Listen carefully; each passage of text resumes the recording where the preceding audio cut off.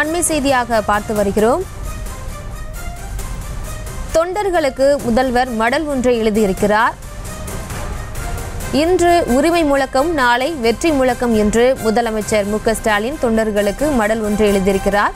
நாடாளுமன்ற தேர்தல் பணி குறித்து தொண்டர்களுக்கு முதலமைச்சர் மு க ஸ்டாலின் மடல் ஒன்று எழுதியிருக்கிறார். இது தொடர்பான அண்மை செய்தியை பார்த்து வருகிறோம். இது குறித்த மேலும் விவரங்களை செய்தியாளர் பாரி கார்த்திக் வழங்கிட கேட்கலாம். பாரி கார்த்திக், வணக்கம். மேலும் விவரங்கள்.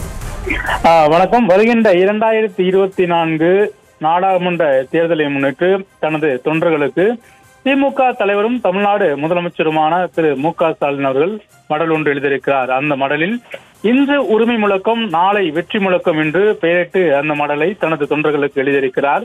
2 ஆண்டுகால திராவிட மாடல் அரசின் அடுக்கடுக்கான சாதனைகளையும் 10 ஆண்டு கால பாஜக அரசின் தொடர்ச்சியான துரோகங்களையும் மோசடிகளையும் துண்டறிக்கைகளாக அச்சிட்டு வீடு வீடாக சென்று மக்களிடம் வழங்கி பொதுக்கூட்டத்திற்கு அழைக்கும் பணிகளை பல தொகுதியிலும் மேற்கொண்டிருப்பதை அறிகிறேன் என்றும், அதே போல வாய்ப்புள்ள வகையிலெல்லாம் உரிய முறையில் விளம்பரங்களும் செய்யப்படுகின்றும் குறிப்பிட்டிருக்கிறார். மேலும் மற்றவர்களும் இத்தகைய பணிகளை சிறப்பாக மேற்கொள்ள வேண்டும் என்றும் தன் தொண்டர்களுக்கு எழுதியிருக்கிறார்.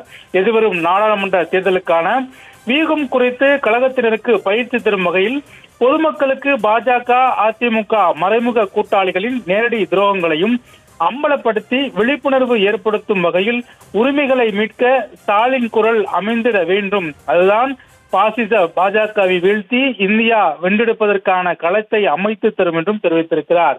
மேலும் 2022ஆம் ஆண்டு விருதுநகரில் நடைபெற்ற முப்பெரும் விழாவில் 40 நமதே நாடும் நமதே என்ற முழக்கத்தை முன்வைத்தேன்.